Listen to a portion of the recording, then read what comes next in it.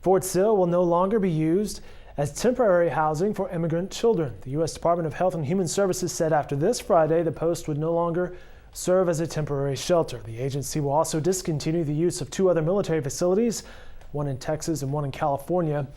Young immigrants who illegally crossed the border have been staying at Fort Sill since June 13th. Joining us now with more information on the decision is Chris Castillon, joining us on the phone from the Oklahoman's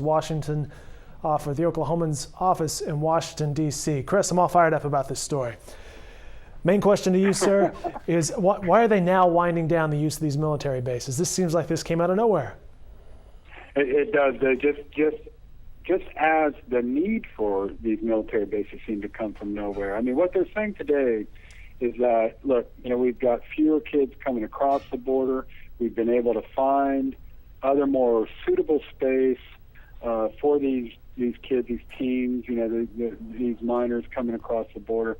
So we should be able to get everybody out of Fort Sill by Friday, August 8th, and over the next two to 4 weeks, I think we should be able to get all the minors out of the bases in San Antonio and Ventura County, California.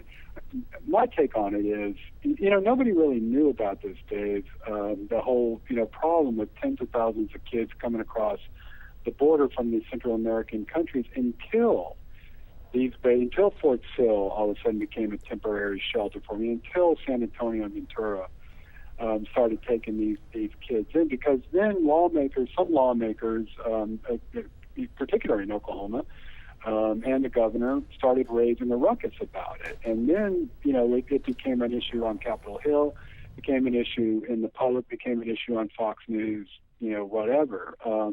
So I think it became probably a priority for the Health and Human Services Department, for the Defense, for the Obama administration.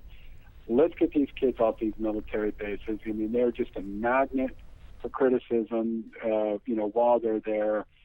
Try to get some temporary shelter space elsewhere and, move on with this as we were doing before it attracted all this attention. We have picked up the phone and we're talking with Chris Castillon out of Washington about this story. And Chris, a number of these children have already been disseminated to places, but there's still a few children left at the temporary shelters. And where are they headed? Yeah, I think, as you said, Dave, it'll be kind of a mix. Just as I think they've already cycled more than 1,300 kids out of Fort Sill alone. I think there were about 500 or so there left. So, for the ones whose cases, get in their case, find somebody here or send them back, or else maybe they'll move to some of this other shelters that the administration announced that they all of a sudden have. Well, just last week, the U.S. House was discussing a bill that would provide extra funding for federal agencies dealing with the border crisis, but a decision was not reached. Should we expect to see a similar proposal when Congress returns from recess? Yeah, that's a really good question. Both houses, on Thursday and Friday, the last 2 days that they're in session for 5 weeks, both the Senate and the House were working on border legislation. Much different, in scale. The House is version around about $700 million.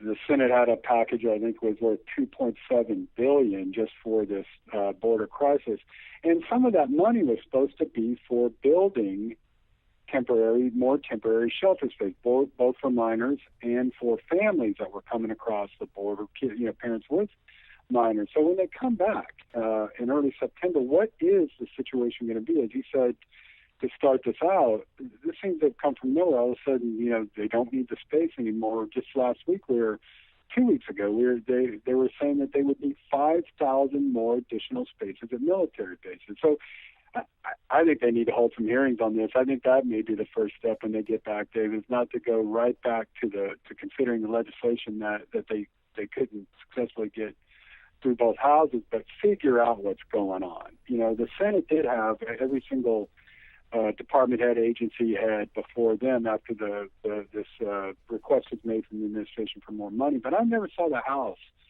do any kind of extensive hearings on, asking all of these department heads, why do you need more money? Where's it going to go? That they kind of need to start from scratch now, it would seem to me. Chris Castillon is following this story for us from Washington. Chris, thanks for your time today. Glad to do it, Dave.